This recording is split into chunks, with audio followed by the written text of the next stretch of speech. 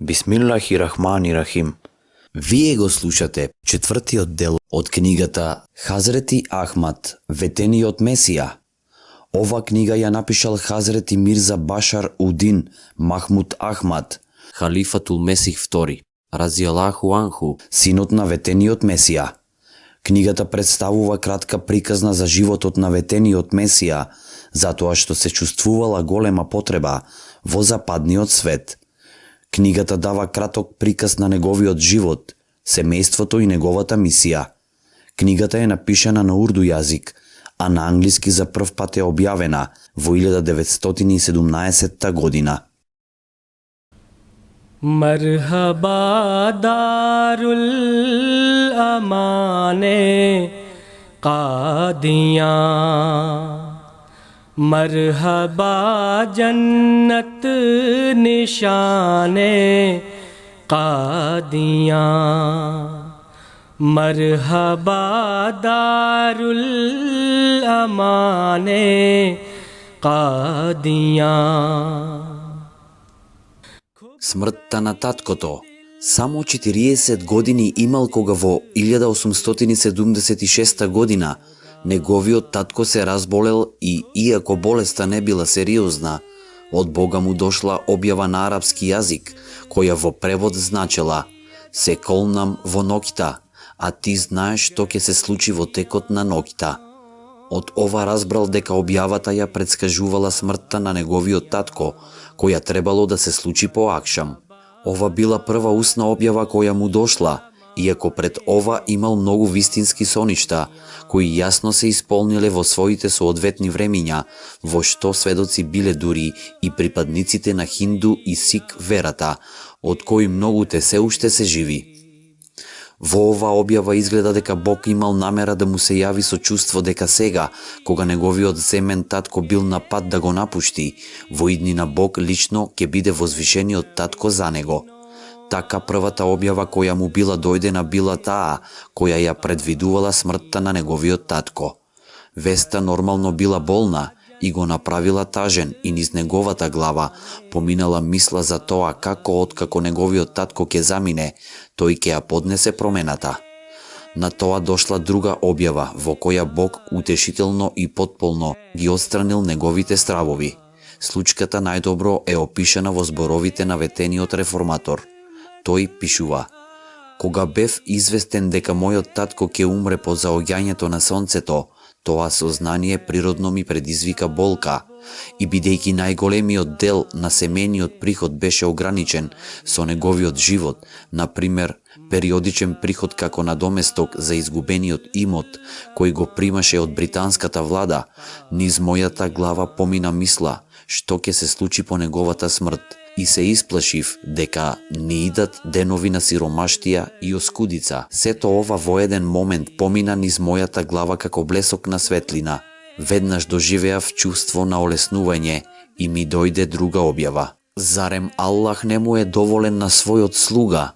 Божјата објава веднаш ја проследи длабоко чувство на олеснување, токму како што болната повреда наеднаш бидува излечена со некој силен лек.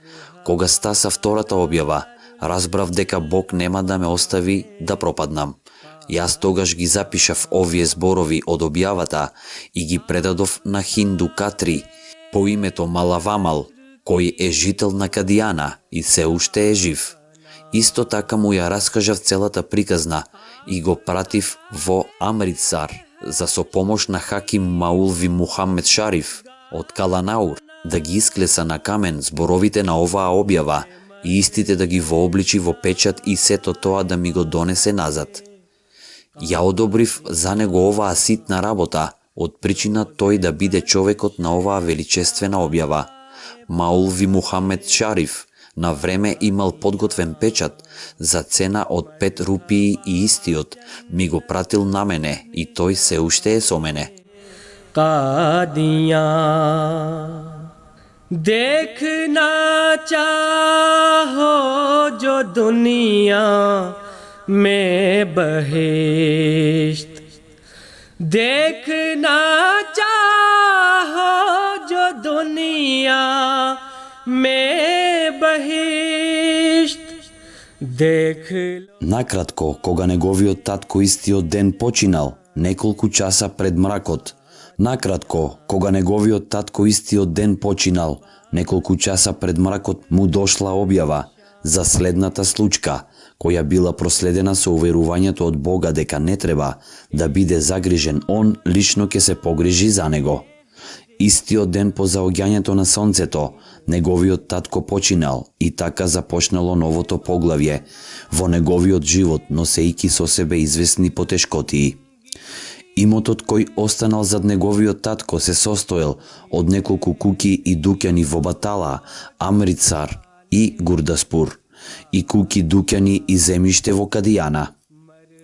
Тој и неговиот брат биле единствени наследници на имотот и според исламскиот и државниот закон, секој од нив имал право на еднаква половина, приход кој бил доволен да ги задоволи сите негови скромни потреби.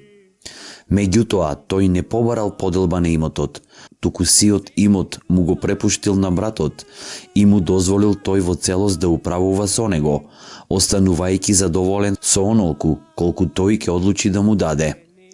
Така неговиот постар брат го заземал татковото место.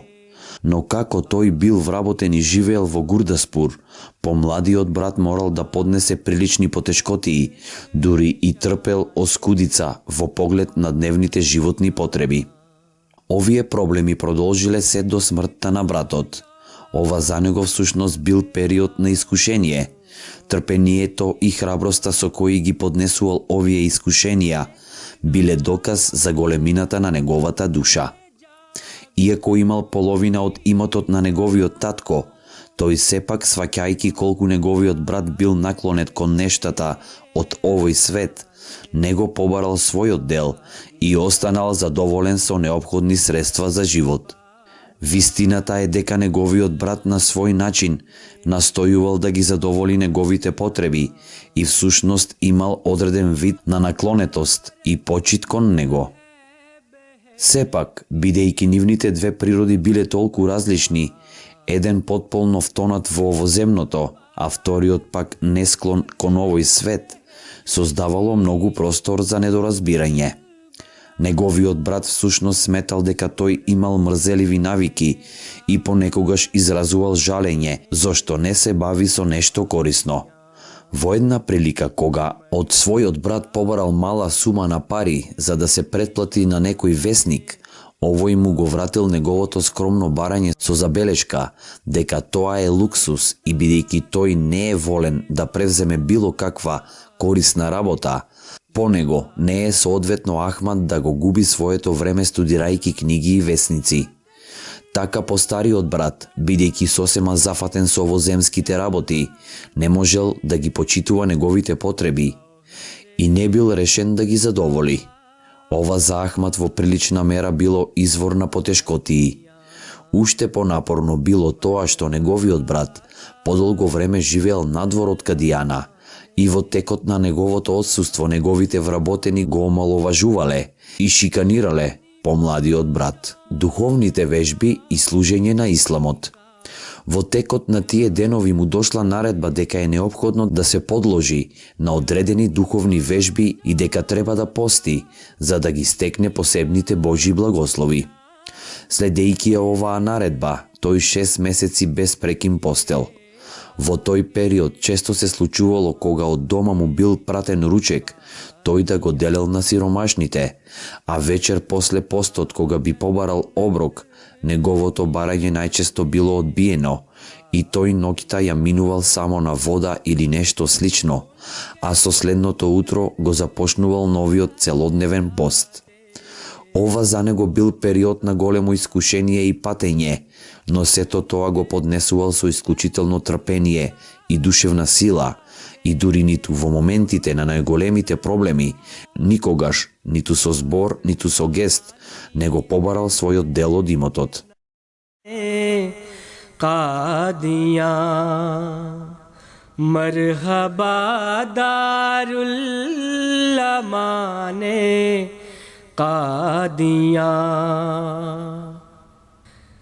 जलसाए सालाना पर आओ जरा. Неговото самоодрекување. Не само во текот на постот, туку неговата редовна навика била делењето на храна на сиромашните. Понекогаш за себе оставал само мал дел од ќапати, плоснато лепче, не потешка од 70 грама. Понекогаш ја разделувал сета своја храна и останувал со неколку зрна печено семе.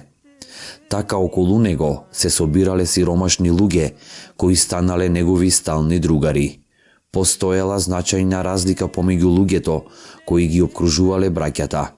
Околу едниот се собирале добро стоечки луѓе, додека околу другиот биле сиромашни и оние со кои нивниот доброчинител го делел собственото оскудно парче леб и чии потреби секогаш ги почитувал повеќе одошто своите. Појавувањето во јавноста. Во ова време ветениот Месија ја започнал својата работа во служба на исламот, пишувајќи статии во разни весници, во кои ги оспорувал нападите на христијаните и аријанците против исламот. Со ова неговото име станало популарно во народот, но тој продолжил да живее повлечено и ретко се појавувал во јавноста. Сето свое време го поминувал во мал покриен премин во џамијата или во куќа. Дури и тогаш кога неговото име станало познато, останувал во своето живеалиште и осаменоста. Постојани објави. Во текот на периодот на самодисциплина започнал да прима објави, со поголема зачинетост и му биле давани предскажувања во врска со идните случувања. Тие предскажувања се исполнувале и ја зајакнувале неговата вера. Неговите пријатели, меѓу кои биле и неколку хиндуси и сики, биле сведоци на овие случки и биле изненадени и зачудени. Брахиин и Ахмадија.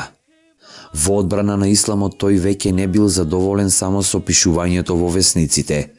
Во очајување забележал дека непријателите на исламот станале дрски во своите напади и дека муслиманите се неспособни да се одбранат на нивните навредливи напади и секојдневно биле присилени на отстапување. Неговата ревност кон исламот била преголема и тој под Божјата објава решил да напише книга, изнесувајќи ја вистинитоста на исламот на таков начин што неговите противници ќе ги остави безпомошни и после тоа за секогаш ќе ги запре во шпекулациите против исламот и во случај кога сепак ќе се осмелат, тој секој муслиман ќе го опреми со доволно аргументи за да одбие било каков напад. Со оваа решеност почнал да го составува овој моќен труд, сега добро познат под името Брахиин и Ахмадија, кој нема рамен меѓу човечките дела. Кога го завршил едниот дел од книгата, побарал финансиска помош за незиното објавување и трудот бил објавен со помош на донациите од луѓето, кои во неговите поранешни пишувања ја препознале големата вредност на трудот. Првиот дел од ова дело бил само предизвик. Сепак неговото објаснување произвело големо бранување во земјата. Иако тоа било само воведна белешка и предизвик, критериумите поставени во неа за докажување на вистинитоста биле такви што сите читатели ги увериле во величественоста на планираниот труд. Во ова белешка авторот најавил дека ако следбеник на било која противничка вера успее во докажувањето на постоењето на неброени исклучителности во своја вера, каква што постојат во исламот, а кои тој ќе ги опише во книгата, тој нему ќе му го подари целиот свој имот, вреден 10.000 рупии. Ова била единствена прилика кога тој спомнал извлекување на било каква корист од својот имот. Тој тоа го понудил како награда, така што заговорниците на противничките вери можеби ќе бидат наговорени да влезат на листа против исламот и победата на исламот да биде во целина потврдена.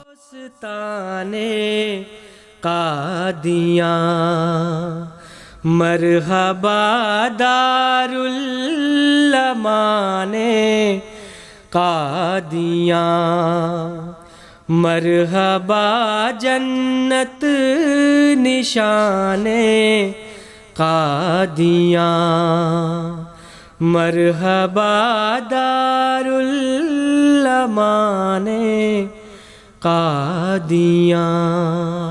Денес го завршивме четвртиот дел од книгата Хазрети Ахмад, ветениот Месија. Еселаму алейкум.